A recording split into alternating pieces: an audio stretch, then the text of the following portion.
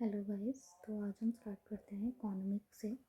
और इकोनॉमी के आज अंदर हमारा सबसे पहला टॉपिक जो है वो हमारा एग्रीकल्चर का रहेगा और दूसरा हमारा ग्लोबल इकोनॉमिक बॉडीज़ का रहेगा। तो इसके अंदर अगर हम देखें तो हम ये काफ़ी ज़्यादा गलत वे से जो है वो पढ़ते हैं। हम डेटा को प्रीलिम्स के लिए जो है वो रिमेंबर करते हैं और स्कीम्स को बहुत ही ज़्यादा रट्टा जो है वो मारते हैं, लेकिन हमें उसकी ज़रूरत नहीं है।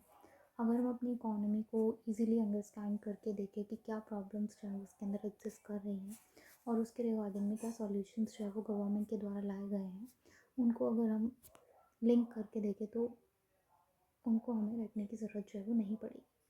तो इसको अगर हम देखें तो एग्रीकल्चर में काफ़ी सारी ऐसी स्कीम्स जो हैं वो रिपीटेडली प्रीलिम्स के अंदर पूछी जाती है। और वो ऐसा नहीं है कि वो बहुत ही नई कोई स्कीम है।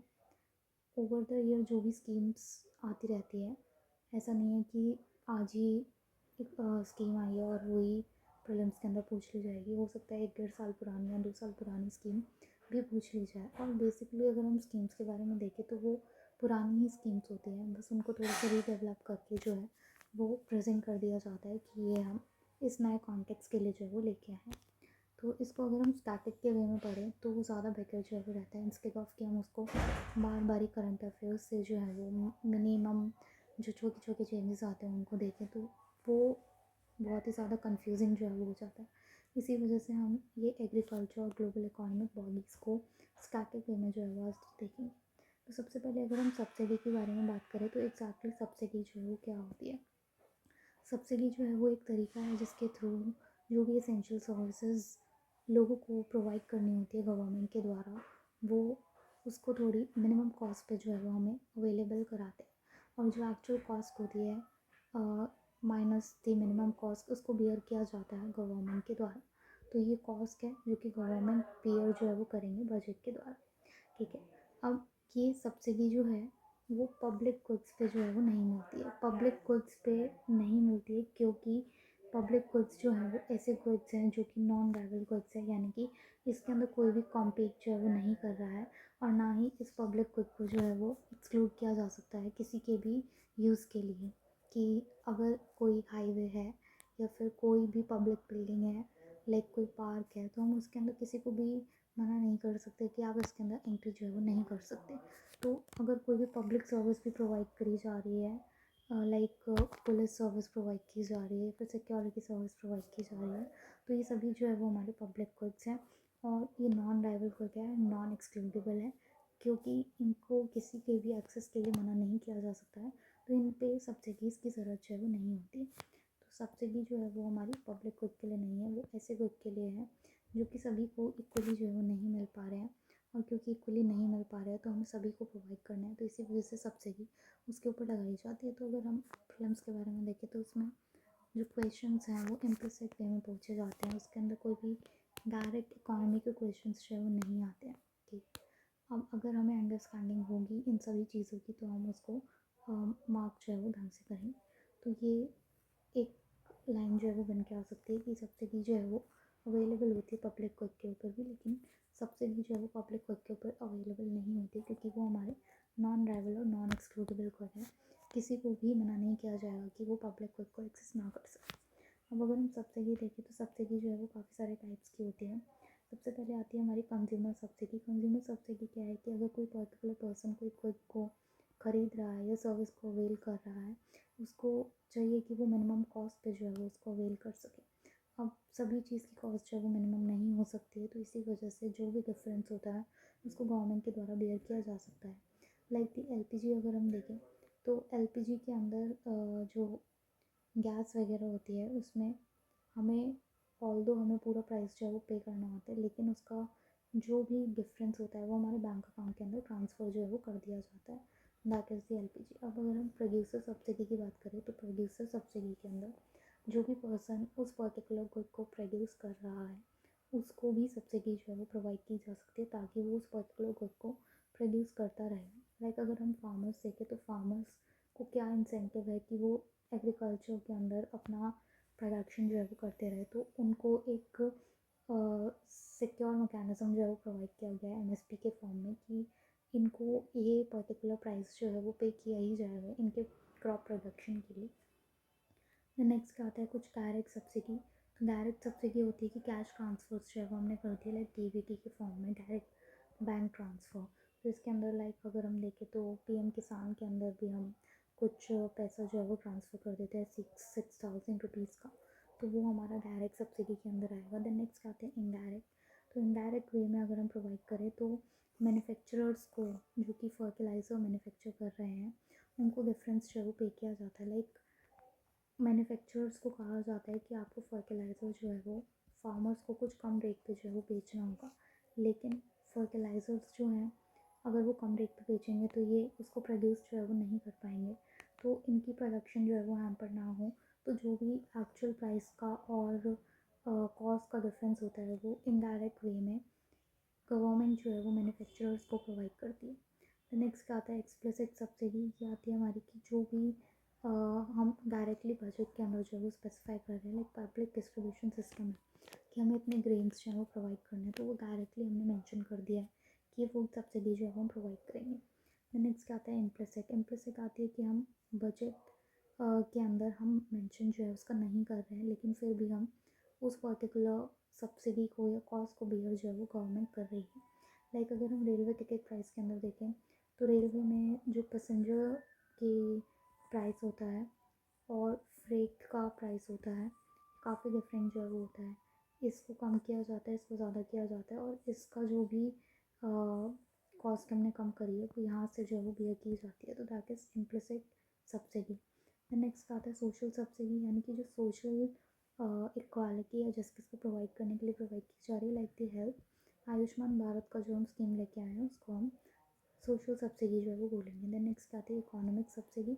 इकोनॉमिक सब्सिडी की हमारी ग्रोथ होती रहे उसके लिए सब्सिडी प्रोवाइड की जाती है। लाइक पावर डिस्कॉम्स को हम सब्सिडी प्रोवाइड करते हैं, लोन प्रोवाइड करते हैं, तो वो हमारी इकोनॉमिक सब्सिडी के अंदर होगी। देन नेक्स्ट आता है कि हम सब्सिडीज़ को कितने तरीक़ों से जो है वो डिस्पर्स कर सकते हैं। एक तो हम इनकम सपोर्ट प्रोवाइड करते हैं कि आपको इतनी इनकम दी जा रही है, इतने पैसे जो है वो दिए जा रहे हैं, अब आपकी मर्ज़ी है कि आप इसको कहाँ खर्च करो। एक हम प्राइस सब्सिडी दे सकते हैं कि अगर एक पर्टिकुलर सर्विस है या गुड है उसको हम कम प्राइस पे जो है वो प्रोवाइड करें, और जो भी डिफरेंस होगा वो गवर्नमेंट के द्वारा बियर किया जाएगा, तो वो हमारी प्राइस सब्सिडी होगी। और एक हमारा डायरेक्ट बेनिफिट ट्रांसफ़र होगा, वो हमारा लाइक अगर हम एलपीजी के अंदर देखें तो जो भी डिफरेंस होता है उसको हम डायरेक्टली बैंक के अंदर जो है वो ट्रांसफ़र कर देते हैं। तो ये हमारे डिफरेंट तरीके हैं जिसके थ्रू हम सब्सिडी को डिस्पर्स कर रहे हैं। इनकम सपोर्ट के अंदर देखें तो काफ़ी लोगों ने ये भी सजेस्ट किया कि हम यूनिवर्सल बेसिक इनकम जो है वो लेके आएँ कि एक मिनिमम इनकम जो है वो सभी को मिलनी चाहिए। सभी को एक हक होना चाहिए कि उनके पास कुछ इनकम हो और वो अपने लाइवलीहुड एक्सपेंसेस पे जो है उसको खर्च कर सके। और ये यूनिवर्सल बेसिक इनकम जो है वो हमारी रिच टू पुअर, ऐसा नहीं है कि हम ये रिच से पैसा लेके पुअर को ट्रांसफ़र कर रहे हैं। यहाँ पर सभी लोगों को एक ही तरफ जो है एक ही तरह से जो है माना जाएगा और उनको यूपीआई जो है वो प्रोवाइड किया जाए। इनकम सपोर्ट के अंदर हम पीएम किसान स्कीम अभी आगे भी पढ़ेंगे कि 6,000 रुपीज़ जो है वो एनुअली फार्मर्स को प्रोवाइड किया जाता है, और इसके अंदर टेनेंट्स और शेयर क्रॉपर्स जो है नहीं आते। तो नेक्स्ट आता है कि अगर हम इन तीनों के बीच में डिफरेंस देखें कि price subsidy, direct benefit transfer और इनकम सपोर्ट, ये क्या डिफरेंस जो है वो इनके अंदर एग्जिस्ट करता है। सबसे पहले अगर हम प्राइस सब्सिडी की बात करें तो प्राइस सब्सिडी क्या था कि हम कम प्राइस पे जो है वो उसको मार्केट के अंदर बेच रहे हैं। तो इसके अंदर ये जो सब्सिडी है ये एक रेग्रेसिव फिनोमेना है। रेग्रेसिव क्यों है? क्योंकि इसका फ़ायदा जो है वो सभी को मिलेगा, चाहे वो रिच हो या पुअर हो, लेकिन वहीं पे अगर हम देखें तो रिच को ज़्यादा मिलेगा। रिच को ज़्यादा क्यों मिलेगा? क्योंकि उनके पास ज़्यादा पैसा है, तो वो उस पर्टिकुलर गुड को ज़्यादा से ज़्यादा जो है वो खरीद के अपने पास स्टॉक कर सकते हैं और ज़्यादा फ़ायदा जो है वो उठा लेंगे। तो रिच जो है उनको ज़्यादा फ़ायदा जो है वो मिलेगा, क्योंकि उनकी जो वैल्यू ऑफ मनी है वो इतनी नहीं है जो कि पुअर के लिए है। देन इस पर्टिकुलर प्राइस सब्सिडी की वजह से मार्केट भी जो है वो डिस्टॉर्ट हो जाती है, क्योंकि प्राइस जो है वो यहाँ पे डिमांडिंग सप्लाई के अकॉर्डिंगली नहीं बल्कि लोगों को सपोर्ट प्रोवाइड करने के लिए जो है वो प्राइस डिसाइड किया जाएगा। डिमांड सप्लाई जो है वो हमारा मिसमैच रहेगा, इसकी वजह से जो है वो इन्फ्लेशन भी जो है वो हो जाएगा, क्योंकि रिच लोग जो है वो इसको ओवर यूज़ करेंगे।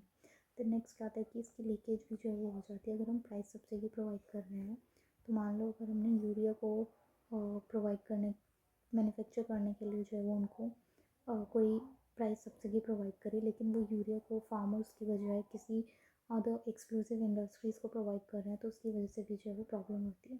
फिर नेक्स्ट आता है direct benefit transfer. Direct benefit transfer क्या है कि हमने लाइक एलपीजी के केस में जो भी पैसा था, डिफरेंस था, वो डायरेक्टली उनके बैंक में जो है वो ट्रांसफ़र कर दिया। अब हो सकता है कि इस पर्टिकुलर पर्सन ने उस गैस को जो है वो अवेल ही ना किया हो, लेकिन उसकी डॉक्यूमेंट में शो हो रहा है कि उसने अवेल किया है, तो उसके तहत उसको बैंक ट्रांसफ़र जो है वो मिल जाएगा। दैट इज़ रिग्रेसिव, क्योंकि पोस्ट बेनिफिशरीज भी जो है वो यहाँ पे इसको अवेल कर रहे हैं। देन इसकी वजह से भी सप्लाई डिमांड जो है वो हमारी मिसमैच होगी और इन्फ्लेशन जो है वो इंक्रीज़ होगा, क्योंकि यहाँ पे मार्केट जो है वो डिस्टॉर्ट होगी। इस पर्टिकुलर पैसे को यूज़ करके जो है वो पोस्ट बेनिफिशरीज मार्केट के अंदर जो है वो डिमांड को इंक्रीज़ करेंगे और इन्फ्लेशन को इंक्रीज़ करेंगे। देन इसके अंदर ऑल्दो कोई लीकेज जो है वो नहीं होती, डायरेक्टली जो है वो बैंक के वो अंदर जा रहे हैं, तो ऐसा नहीं है कि बीच में ही करप्शन जो है वो हो रहा। लेकिन करप्शन हमारे direct at the local level जो है वो हो रहा है, यानी कि जो बंदे को ये जा रहा है वही जो है वो गलत है। नेक्स्ट आता है इनकम सपोर्ट। इनकम सपोर्ट हमने पैसा प्रोवाइड कर दिया, अब उनकी मर्ज़ी कि वो कहाँ पे उसको खर्च करें। तो ये रिग्रेसिव तो नहीं है, क्योंकि सभी को एक इक्वल राइट प्रोवाइड किया जा रहा है, ना ही डिस्टॉर्टिव है, क्योंकि सभी को एक राइट प्रोवाइड किया गया है कि वो अपना जो है वो खरीद ले, और ना ही कोई लीकेज जो है वो हो रही है, क्योंकि सभी को प्रोवाइड की जा रही है। नेक्स्ट आता है फ्यूल सब्सिडी। फ्यूल सब्सिडी अगर हम देखें तो नहीं, इससे पहले अगर हम देखें कि मेजर ट्रेंड क्या है एक्सप्लिसिट सब्सिडी का, कि सब्सिडी जो है वो सबसे ज़्यादा किस सेक्टर को जो है वो जा रही है, तो सब्सिडी जो है वो सबसे ज़्यादा फूड सब्सिडी को प्रोवाइड की जाती है, यानी कि जो हमारा पब्लिक डिस्ट्रीब्यूशन सिस्टम है। और इसके तहत हमने प्रधानमंत्री गरीब कल्याण अन्न योजना भी जो है वो लेके आए थे, और कोविड के टाइम पे हमने फ्री ग्रेन्स और अभी तक भी शायद ये प्रोवाइड किए जा रहे हैं। तो इसके अंदर सबसे ज़्यादा सब्सिडी जो है वो प्रोवाइड की जा रही है। दूसरे नंबर पे हमारे फर्टिलाइज़र आते हैं। फर्टिलाइज़र को इसीलिए प्रोवाइड करना है क्योंकि हमें फूड को ग्रो करना है। और तीसरा आता है हमारा फ्यूल। ये हमारे इंडस्ट्रियल सेक्टर या फिर ट्रांसपोर्टेशन सेक्टर, इन सभी के लिए जो है वो काफ़ी इंपॉर्टेंट जो है वो रहा है, लेकिन अब ये काफ़ी ज़्यादा कम जो है वो होगी। फ्यूल सब्सिडी की बात करें तो फ्यूल सब्सिडी जो है वो हमारी 3 सेक्टर्स के अंदर जो है वो प्रोवाइड की जाती थी। एक तो हमारी पेट्रोल एंड डीजल के अंदर, दूसरा एलपीजी के अंदर, एंड तीसरा केरोसिन के अंदर। एलपीजी अगर हम देखें तो एलपीजी के अंदर अभी भी सब्सिडी जो है वो प्रोवाइड की जा रही है, और इसके अंदर हम डायरेक्ट बेनिफिट ट्रांसफ़र जो है वो प्रोवाइड करते हैं किसी भी जो भी एलपीजी को यूज़ कर रहा है। इसके अंदर ऑल्दो हम लोग पूरा प्राइस जो है वो पे करते हैं, लेकिन जो भी डिफरेंस होता है उसको ट्रांसफ़र जो है वो कर दिया जाता है बैंक अकाउंट के अंदर। हम इसको मार्केट प्राइस पे ही परचेज़ करेंगे, लेकिन जो भी डिफरेंस होगा उसको हमारे तक ट्रांसफ़र जो है वो कर दिया जाएगा। और इसके अंदर भी लिमिट लगाई गई है। ऐसा नहीं है कि आप हर साल 20-25 सिलेंडर खरीद के उसके ऊपर सब्सिडी जो है वो ले लो, तो ये रॉन्ग है। हम सिर्फ और सिर्फ 12 सिलेंडर्स तक जो है वो पर ईयर सब्सिडी को जो है वो अवेल कर सकते हैं। देन नेक्स्ट आता है petrol and diesel. Petrol and diesel पे पहले सब्सिडी जो है वो प्रोवाइड की जाती थी, लेकिन इसको डीरेगुलेट कर दिया गया 2002 के अंदर, और उसके प्राइसेस जो हैं वो मार्केट के डिमांड एंड सप्लाई के ऊपर जो है वो बेस्ड है। देन नेक्स्ट आता है केरोसिन। केरोसिन अगर हम देखें तो ये पहले जो है वो यूज़ किया जाता था कुकिंग ऑयल के तौर पर, लेकिन अब इसको भी जो है वो यूज़ नहीं किया जाता है, तो इसी वजह से इसके ऊपर भी सब्सिडी जो है वो काफ़ी हद तक हटा दी गई है। 11 स्टेट्स के अंदर अगर हम देखें तो जो मिनिस्ट्री ऑफ पेट्रोल है उसके द्वारा केरोसिन को पब्लिक डिस्ट्रीब्यूशन सिस्टम के अंदर जो है वो नहीं प्रोवाइड की जाती है, जबकि जो और अदर रिमेनिंग स्टेट्स हैं वहाँ पर जो केरोसिन है उसको पीडीएस के, यानी कि पब्लिक डिस्ट्रीब्यूशन सिस्टम के, उसमें जो है वो प्रोवाइड किया जाता है मिनिस्ट्री ऑफ पेट्रोल के द्वारा क्वार्टरली बेसिस पे, लेकिन वहाँ पर उसको मार्केट प्राइस पे जो है वो प्रोवाइड किया जाता है, यानी कि अगर आपको इसको अवेल करना है, लेना है, तो आपको प्राइस जो है वो पे करना पड़ेगा। तो अगर हमें प्राइस पे करना पड़ेगा तो ऑब्वियसली हम लोग उसको जो है वो अवेल नहीं करेंगे, हम उसको ख़रीदेंगे नहीं। तो ये भी एक सिस्टम ही है जिसके थ्रू उसको सब्सिडी से जो है वो बाहर लेके आ रहे हैं। लेकिन तमिलनाडु के अंदर अगर हम देखें तो तमिलनाडु अभी भी केरोसिन को जो है वो स्टेट सब्सिडी के थ्रू वहाँ पे सब्सिडाइज रेट पे जो है वो अवेलेबल कराता है। देन नेक्स्ट आता है हमारा फर्टिलाइज़र की सब्सिडी। फर्टिलाइज़र की सब्सिडी जो है वो न्यूट्रिएंट बेस्ड सब्सिडी जो है वो प्रोवाइड की जाती है, यानी कि करंटली एक पर्टिकुलर मैन्युफैक्चरर के द्वारा अगर कोई फर्टिलाइज़र बनाया जा रहा है तो उसको सब्सिडी तब प्रोवाइड की जाएगी जब उसके अंदर एक पर्टिकुलर परसेंटेज ऑफ न्यूट्रिशन जो है वो उसने उस फर्टिलाइज़र के अंदर डाला है, तो उसके बेसिस पे उसको पैसा जो है वो प्रोवाइड किया जाएगा। यहाँ पे हम मैन्युफैक्चरर को पैसा प्रोवाइड कर रहे हैं instead of providing it to the farmers, क्योंकि मैन्युफैक्चरर्स जो हैं वो फार्मर्स को एक सब्सिडाइज रेट पे जो है वो सेल आउट करते हैं, और जो भी एक्चुअल प्राइस होता है और सब्सिडाइज रेट होता है उसके बीच का डिफरेंस जो है वो गवर्नमेंट के द्वारा डायरेक्टली फर्टिलाइज़र को जो है वो पे किया जाता है। अब 3 न्यूट्रिएंट्स जो हैं वो इसके अंदर आते हैं हमारे। एक होता है हमारा नाइट्रोजन, एक होता है हमारा फॉस्फोरस और एक होता है हमारा पोटेशियम। तो हमारा एक स्टैंडर्ड रेशियो है 4:2:1 का, कि हमें इतना जो है वो अपने फर्टिलाइज़र के अंदर इतना न्यूट्रिएंट जो है वो चाहिए। अब हम डिफरेंट इसकी जो है वो बात करते हैं। तो सबसे पहले अगर हम फर्टिलाइज़र की बात करें तो ये सारा जो है वो हमारा स्टैटिक इन्फॉर्मेशन है। इसी के बेसिस पे जो भी स्कीम्स होती है वो रीडेवलप होकर जो है वो हमारी आती है। तो इसलिए हमें ये प्रीलिम्स के पॉइंट ऑफ व्यू से अंडरस्टैंड करना बहुत ज़रूरी है, क्योंकि जितने भी क्वेश्चंस हैं वो अब इम्प्लिसिट फॉर्म के अंदर जो है वो आते हैं। अगर आपकी अंडरस्टैंडिंग नहीं होगी तो वो आपका क्वेश्चन जो है वो गलत होगा। ठीक है, तो सबसे पहले अगर हम फर्टिलाइज़र की बात करें तो ये स्टैटिक इन्फॉर्मेशन है कि इसको एज अ एसेंशियल कमोडिटी जो है वो डिक्लेयर किया गया है एसेंशियल कमोडिटी एक्ट 1955 के सेक्शन नंबर 3 के अंदर। तो ये क्वेश्चन डायरेक्टली बन के आ सकता है कि क्या फर्टिलाइज़र जो है वो एक एसेंशियल कमोडिटी है या नहीं है under the essential commodity act 1955। यहाँ पे ये स्टेटमेंट को उल्टा करके दे सकते हैं कि फर्टिलाइज़र जो है वो एक एसेंशियल कमोडिटी नहीं है। That will be the wrong statement, क्योंकि फर्टिलाइज़र एक एसेंशियल कमोडिटी है। ठीक है, अब नेक्स्ट आता है कि हमारा इसका जो फर्टिलाइज़र की सब्सिडी है उसका इवोल्यूशन जो है वो कैसे हुआ है। ठीक है, तो 1970s के अंदर हम एक रिटेंशन प्राइसिंग स्कीम जो है वो फॉलो करते थे।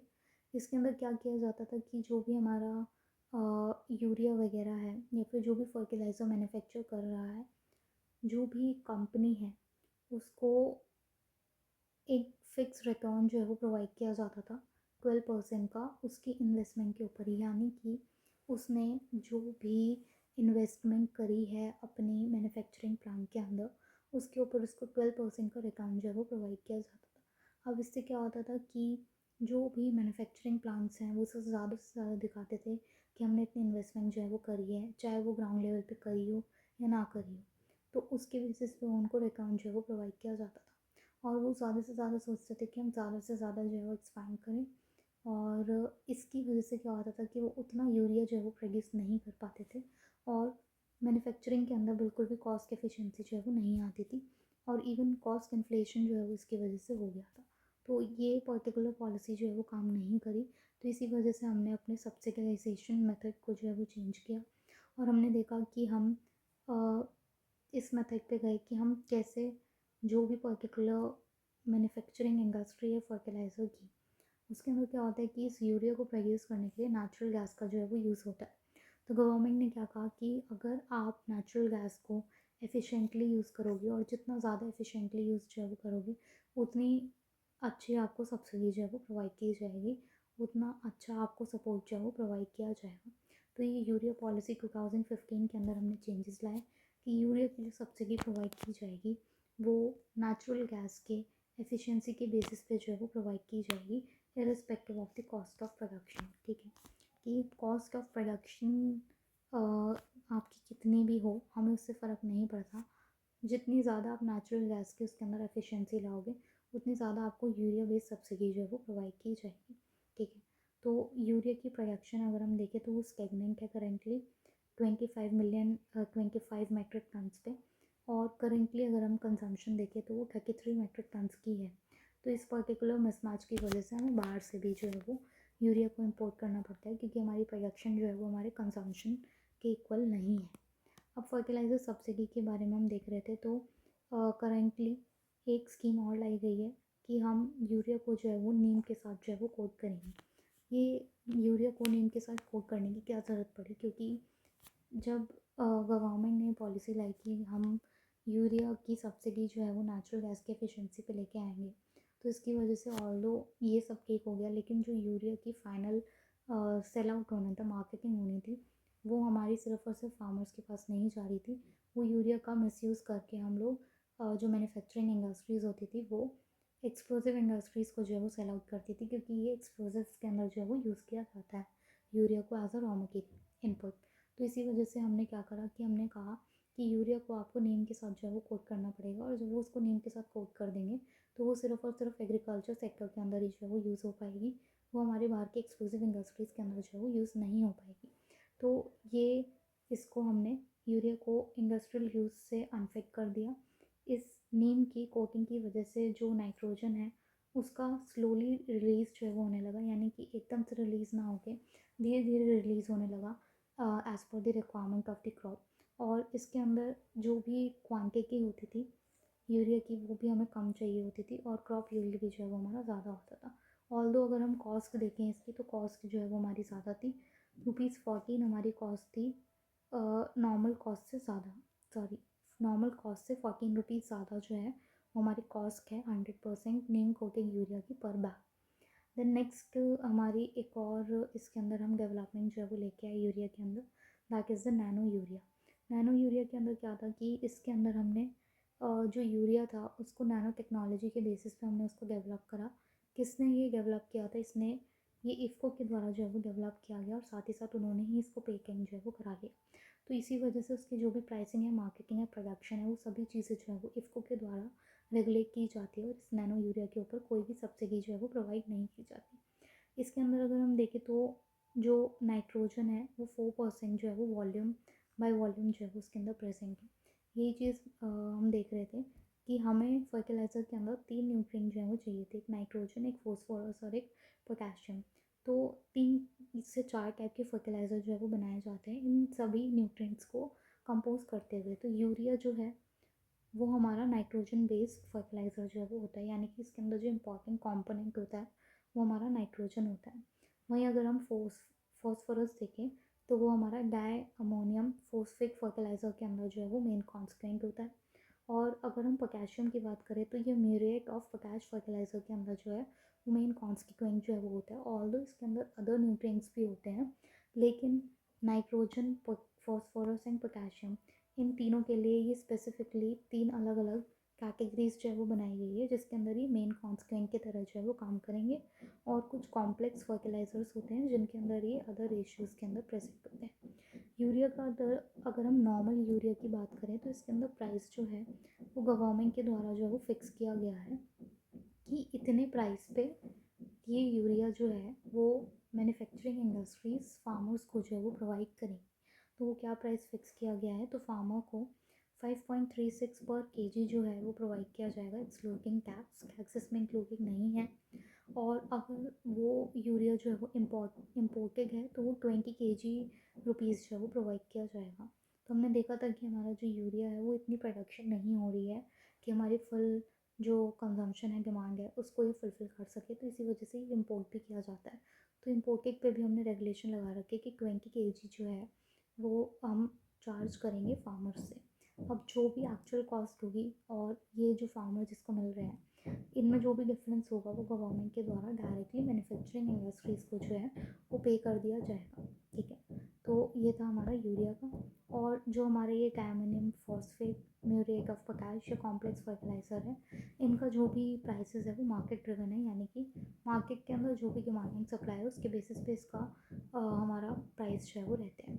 अब हम नैनो यूरिया के पॉजिटिव्स जो है वो देख रहे थे। तो नैनो यूरिया अगर हम देखें तो ये भी काफ़ी टाइम से जो है, मतलब काफ़ी ईयर्स से ये न्यूज़ में जो है वो रहा है और इसके भी काफ़ी चांसेस है कि ये हमारा प्रीलिम्स के अंदर जो है वो आ जाए। तो पॉजिटिव्स अगर हम देखें तो इसकी एफिशिएंसी जो है वो 85 to 90% है, यानी कि अगर हम इसको अप्लाई करेंगे तो इसकी वेस्टेज जो है वो 10% होगी और 90% जो है ये क्रॉप की प्रोडक्शन के अंदर जो है वो काम करेगा।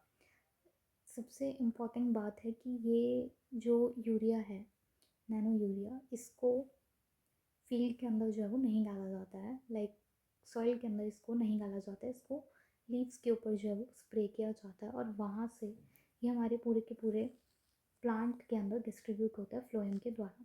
ठीक है, और जो भी अनयूटिलाइज नाइट्रोजन होता है वो प्लांट वैक्यूल के अंदर जाके स्टोर हो जाता है और जब भी उसको नीड होती है वो वहाँ से उसको गैदर जो है वो कर लेता है।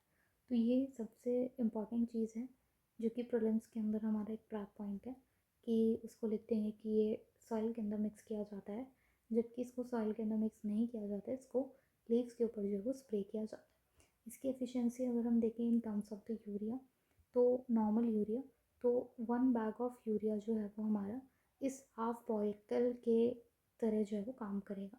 ऑल्दो इस नैनो यूरिया की कॉस्ट जो है वो ज़्यादा होगी क्योंकि ये न्यू टेक्नोलॉजी बेस्ड है, लेकिन उस कॉस्ट में हम आधे में ही उसका जो है उससे से ज़्यादा एरिया जो है वो कर पाएंगे, जो कि हमारे एक बैग ऑफ यूरिया जो है वो कवर कर रहा था। ठीक है, अब नेक्स्ट आती है हमारी न्यूट्रिएंट बेस्ड सब्सिडी। तो पहले हमने फर्टिलाइज़र के अंदर यूरिया के अंदर देखा कि यूरिया के अंदर हम डायरेक्टली सब्सिडी जो है वो प्रोवाइड कर रहे हैं मैन्युफैक्चरिंग इंडस्ट्रीज़ को, और किसके बेसिस पे प्रोवाइड कर रहे थे कि कितनी उनकी एफिशिएंसी है नेचुरल गैस को यूज़ करने की during the production of the urea. अब आती है हमारी दूसरी फर्टिलाइज़र के अंदर ही न्यूट्रिएंट बेस्ड सब्सिडी। तो न्यूट्रिएंट बेस्ड सब्सिडी जो है वो हम diammonium phosphate, muriate of potash और जो एनपीके फर्टिलाइज़र है यानी कि कॉम्प्लेक्स फर्टिलाइजर्स हैं उनके लिए जो है वो हम यूज़ करते आते थे, that is the nutrient based subsidy. और ये हमारी सिंस 2010 जो है वो हम इसको यूज़ जो है वो कर रहे हैं। तो इसके अंदर हमने देखा था कि इसके अंदर फॉस्फोरस है, इसके अंदर हमारा पोटेशियम है और एनपीके फर्टिलाइज़र हमारा मिक्स था। ठीक है, अब मेजर जो है वो इसके अंदर ये होते हैं, लेकिन अदर न्यूट्रिएंट्स भी जो है वो इसके अंदर प्रेजेंट होते हैं NPK-S। ठीक है, अब इसके अंदर न्यूट्रिएंट बेस्ड सब्सिडी के अंदर कैसे सब्सिडी जो है वो प्रोवाइड की जाती है। इसके अंदर हमारी सब्सिडी जो है वो प्रोवाइड की जाती है कि उसके अंदर कितने न्यूट्रिएंट्स जो है वो प्रेजेंट है, based on the presence of nutrient उसको सब्सिडी जो है वो प्रोवाइड की जाती है। और ये जो भी सब्सिडी है ये गवर्नमेंट के द्वारा फिक्स की जाती है हर साल इनको फिक्स की जाती है। और ये जो सब्सिडी है यानी कि जो भी कॉस्ट में और एक्चुअल प्राइस में डिफरेंस है वो हमारा चेंज नहीं होता है with the change in the market price, क्योंकि मार्केट प्राइस जो है वो डिसाइड किया जाता है मैन्युफैक्चरर के द्वारा, और उनके द्वारा MRP और सब्सिडी दोनों को बैग के ऊपर जो है वो प्रिंट किया जाता है, और मैन्युफैक्चरर के द्वारा जो भी उन्होंने प्रिंट कर दिया उसके ऊपर जो है वो उसको पे जो है वो नहीं कर सकते। ठीक है, तो based on the presence of the nutrient DAP और MOP के अंदर सब्सिडी जो है वो फिक्स की जाती है गवर्नमेंट के द्वारा कि कितना कम प्राइस पे जो है वो मैन्युफैक्चरर जो है वो सेल आउट करेंगे फार्मर्स को। ठीक है, तो वो सब्सिडी जो है वो मेंशन की जाती है इवन ऑन द बैग कि इसका इतना प्राइस है लेकिन आपको इतने प्राइस पे जो है वो इसको पे किया जा रहा है। ये सब्सिडी जो है वो मार्केट प्राइस में जो भी चेंज होगा उसके साथ नहीं चलेगी, मार्केट प्राइस के अंदर जो भी चेंजेस हो रहे हैं वो वैसे के वैसे ही रहेंगे, सब्सिडी जो है वो हमारी चेंज नहीं होगी। और इसके अंदर जो सब्सिडी है वो जो भी कॉस्ट ऑफ प्रोडक्शन आ रही है मैन्युफैक्चरिंग इंडस्ट्रीज़ की, रफली 35% जो है वो गवर्नमेंट के द्वारा उनको प्रोवाइड किया जाता है। और डायमोनियम फॉस्फेट अगर हम देखें तो वो ₹4,000 पर टन जो है वो प्रोवाइड किया जाता है, और म्यूरेट ऑफ पोटैश जो है वो हमारा ₹16,000 पर टन जो है वो प्रोवाइड किया जाता है। और उसके अंदर हमारी गवर्नमेंट जो है वो 35% सब्सिडी जो है वो प्रोवाइड करती है। ठीक है, अब नेक्स्ट आता है हमारा कि डायरेक्ट बेनिफिट ट्रांसफ़र जो है वो कैसे वर्कआउट करता है फर्टिलाइज़र के अंदर, यानी कि ये जो सब्सिडी है वो इंडस्ट्रीज़ को कैसे प्रोवाइड की जाती है। तो जो भी मैन्युफैक्चरर है उस पर्टिकुलर फर्टिलाइज़र का उसको डायरेक्टली ये सब्सिडी जो है वो प्रोवाइड की जाती है। ये तभी प्रोवाइड की जाती है जब वो सेल करेंगे फार्मर्स को। अब हम ये कैसे चेक करेंगे कि उन्होंने फार्मर्स को ही सेल करा या नहीं करा, तो ये पॉइंट ऑफ सेल मशीन्स जो है वो लगाई गई हैं कि वहीं से जो है वो लोग उसको खरीदेंगे। और इस पर्टिकुलर मशीन को डिपार्टमेंट ऑफ फर्टिलाइज़र के ई उर्वरक DBT पोर्टल के साथ जो है वो लिंक किया गया है। इस लिंकिंग के थ्रू ही उनको पता लग जाता है कि ये जो फर्टिलाइज़र है वो फार्मर को सेल आउट हो गया है, और आधार कार्ड के थ्रू उनको ऑथेंटिकेट कर लिया जाता है, और फिर मैन्युफैक्चरर को जो भी उनके सेल के अकॉर्डिंगली सब्सिडी होती है वो उनको डायरेक्टली ट्रांसफ़र जो है वो कर दी जाती है।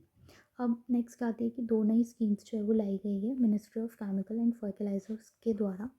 तो ये हम पढ़ लेते हैं। तो सबसे पहले आ रही है हमारी दैट इज़ PM किसान समृद्धि केंद्र। PM किसान समृद्धि केंद्र क्या है कि जो भी रिटेल फर्टिलाइज़र शॉप्स थी उनको अब हमने केंद्र के अंदर जो है वो कन्वर्ट कर दिया, दैट इज़ दी समृद्धि केंद्र। समृद्धि का मतलब है कि हम चाहते हैं कि उनकी और डेवलपमेंट जो है वो हो। तो इन पर्टिकुलर शॉप से हम सिर्फ और सिर्फ रिटेल फर्टिलाइज़र ही नहीं, हम अब उनको inputs, testing facility, awareness, capacity building of the retailers ये सभी चीज़ें जो है वो इस समृद्धि केंद्र के द्वारा प्रोवाइड कर रहे हैं। तो दैट इज़ पीएम किसान समृद्धि केंद्र।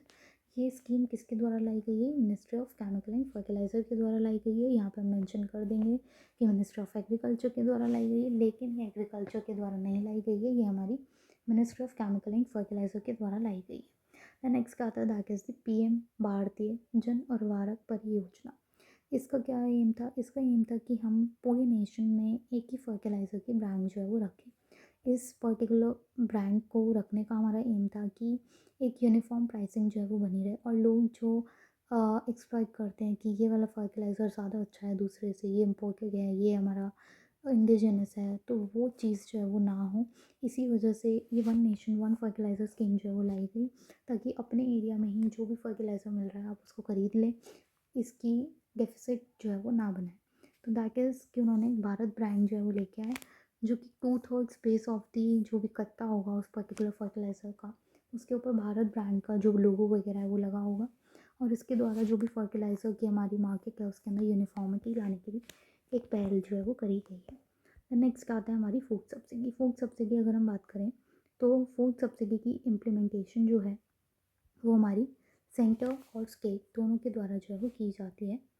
फूड सब्सिडी का जो मेजर फाइनेंशियल बर्डन है वो हमारा सेंटर के द्वारा ही जो है वो बियर किया जाता है। ऑल्दो इसको इम्प्लीमेंट सेंटर और स्टेट दोनों कर रहे हैं, लेकिन फाइनेंशियल बर्डन का जो रिस्पॉन्सिबिलिटी है वो हमारी सेंटर के ऊपर है, और सेंटर जो है वो इसको for food corporation of India के द्वारा जो है वो मीट करता है। फूड कॉरपोरेशन ऑफ इंडिया के बारे में अगर हम देखें तो ये भी एक स्टैटिक इन्फॉर्मेशन है जो हमें पढ़ने की, एक स्टैट्यूटरी बॉडी है। Food corporation of India act 1964 के तहत इसको बनाया गया था। 1965 में ये बॉडी को इस्टेब्लिश किया गया इस एक्ट के अंदर, और इसका एम है कि ये फार्मर्स को प्राइस सपोर्ट प्रोवाइड करे एमएसपी के फॉर्म में, और एमएसपी के फॉर्म में नहीं, मतलब प्रोक्योरमेंट जो है वो उससे करे, ओपन एंडेड प्रोक्योरमेंट जो है वो करे फार्मर्स से, ताकि पब्लिक डिस्ट्रीब्यूशन सिस्टम जो है वो विदाउट एनी डिले जो है वो चलता रहे। अब जब उन्होंने फार्मर्स से प्राइस सपोर्ट प्रोवाइड करके उन्होंने उनसे फूड ग्रेन्स ख़रीद लिए हैं, तो अब उसको वो डिस्ट्रीब्यूट करेंगे उन लोगों को जिनके पास अपना खुद का खाना खरीदने के लिए पैसा नहीं है, तो उनको ये डिस्ट्रीब्यूट जो है वो करेंगे। या फिर जो भी इतने कैपेबल नहीं हैं कि वो अपनी जो एसेंशियल गुड्स हैं सर्विसेज हैं उनको नहीं खरीद सकते, उनको ये प्रोवाइड करेंगे। और अदर देन दैट इनको सेफ्टी और सिक्योरिटी पर्पसेस के लिए, फूड सेफ्टी के लिए ये एक बफर स्टॉक भी जो है वो मेंटेन करते हैं स्ट्रैटेजिक रिजर्व्स मेंटेन करने के लिए, ताकि कोई भी ग्लोबल लेवल पे कोई इन्फ्लेशन वगैरह आए तो वो हमारा जो है वो सॉल्व हो सके। अब इसके अंदर अगर हम फंक्शंस देखें तो फंक्शंस हैं, ये हमारा प्रीवियस ईयर क्वेश्चन भी जो है वो रह चुका है कि एग्जैक्टली इसके क्या क्या फंक्शंस जो है वो रहते हैं। तो सबसे पहले इन्होंने जो भी प्रोक्योरमेंट करी वो एक ओपन एंडेड वे में जो है वो करते हैं, यानी कि इनके ऊपर कोई भी रिस्ट्रिक्शन नहीं है कि इनको सिर्फ इतना ही फूड जो है वो इकट्ठा करना है, जितना भी फूड जो है वो ले सकते हैं। ये कौन से प्राइस पे इसको खरीदते हैं? ये एमएसपी पे जो है वो खरीदते हैं। अब इसके अंदर दो सिस्टम जो है वो हमारे रहते हैं, एक सेंट्रलाइज सिस्टम है और एक हमारा डिसेंट्रलाइज सिस्टम है। सेंट्रलाइज सिस्टम के अंदर डायरेक्टली एफसीआई जो है वो प्रोक्योर करती है, या फिर स्टेट भी जो है वो प्रोक्योर कर सकती है। लेकिन अगर स्टेट प्रोक्योर कर रही है तो उसकी पेमेंट्स वगैरह जो है वो सभी एफसीआई के द्वारा की जाएगी। तो यानी कि ऑल्दो एफसीआई के द्वारा नहीं करी गई है, लेकिन एफसीआई ही जो है वो पेमेंट कर रही है। That is a centralise system. वहीं अगर हम डिसेंट्रलाइज सिस्टम देखें तो डिसेंट्रलाइज सिस्टम के अंदर स्टेट ही जो है वो प्रोक्योर भी कर रही है, स्टोर भी कर रही है, डिस्ट्रीब्यूट भी कर रही है under the national food security act. लेकिन यहाँ पे एफसीआई ना पे करके यहाँ पे सेंटर जो है उस केक को पे कर रही है, क्योंकि केक ने ऑलरेडी पे करके जो है वो इसको ख़रीदा था। यहाँ पे केक सिर्फ प्रोक्योर कर रही थी, पेमेंट नहीं कर रही थी। यहाँ पे केक प्रोक्योर भी कर रही है और पेमेंट भी कर रही है, लेकिन एट द एंड पेमेंट जो है उसको सेंटर वापसी कर रहा है इस केक को। नेक्स्ट आता है कि जो ये एफसीआई है उसने उसको ख़रीद लिया सामान को, अब उसको स्टोर भी करेगा। स्टोर किस सिस्टम के अंदर करते हैं? कवर एंड प्लेन सिस्टम के अंदर, जिसकी वजह से हमारा काफ़ी ज़्यादा लॉस जो है वो होता है हमारे फूड ग्रेन का, क्योंकि हमारा मानसून सीज़न है या फिर कोई भी कैलामिटी है उसकी वजह से हम फूड ग्रेन जो है वो गवा बैठते हैं। देन मूविंग एंड ट्रांसपोर्टेशन का भी काम है इसका। सरप्लस केक से डेफिसिट केक के अंदर जो है ये ट्रांसफ़र करते हैं, और इसके अलावा बफर स्टॉक भी जो है वो मेंटेन करते हैं, ताकि ये टारगेटेड पब्लिक डिस्ट्रीब्यूशन सिस्टम कर सके, फूड सिक्योरिटी को इंश्योर कर सके, प्राइस की स्टेबिलिटी मेंटेन कर सके, क्योंकि इसके थ्रू अगर कोई भी बहुत ज़्यादा इन्फ्लेशन वगैरह आ जाता है तो वो ओपन मार्केट के अंदर अपने स्टॉक में से कुछ आइटम्स को जो है वो सेल आउट कर देते हैं, ताकि जो भी डिमांडिंग सप्लाई के अंदर मिसमैच हो रहा है उसको वो मेंटेन कर सकें। देन डोमेस्टिक मार्केट के अंदर भी जो है वो सेल आउट कर सकते हैं इस बफर स्टॉक के अंदर, और उसके अलावा इसको एक्सपोर्ट भी जो है वो कर सकते हैं। इसके अंदर ये मैंडेट किया गया है कि 25 मेट्रिक टन्स जो है वो हमारे पास होने चाहिए फूड ग्रेन्स के, जिसके अंदर से 2 metric ton of rice and 3 metric ton of wheat जो है वो हमारे स्ट्रैटेजिक रिजर्व का पार्ट है, जो कि इसी के अंदर इंक्लूडेड है। देन नेक्स्ट आते हैं हमारे डिफरेंट टर्म्स। तो ये टर्म्स भी जो है वो इंपॉर्टेंट है, क्योंकि ये भी PYQ में ऑलरेडी पूछी जा चुकी है। लाइक कि सेंट्रल इशू प्राइस जो है क्या होता है। सेंट्रल इशू प्राइस जो है वो हमारा वो प्राइस है जिस पे हम फूड ग्रेन को जो है वो इशू कर रहे हैं टू दी स्टेट और the union territory from the central pool. Central pool क्या है, जो कि FCI के द्वारा मेंटेन किया गया है फूड ग्रेन का। ठीक है, अब अगर ये फूड ग्रेन हम पब्लिक डिस्ट्रीब्यूशन सिस्टम के लिए स्केक को प्रोवाइड कर रहे हैं, तो स्केक को एक पर्टिकुलर प्राइस पे जो है वो प्रोवाइड किया जाता है कि आप इतने में जो है वो हमसे ये फूड ग्रेन खरीद लो और नेशनल फूड सिक्योरिटी एक्ट को इम्प्लीमेंट करो अपने लोकल लेवल पे। तो उस पर्टिकुलर प्राइस को हम सेंट्रल इशू प्राइस बोलते हैं, क्योंकि सेंटर के द्वारा इस प्राइस पे फूड को जो है वो स्केक को जो है वो बेचा जा रहा है।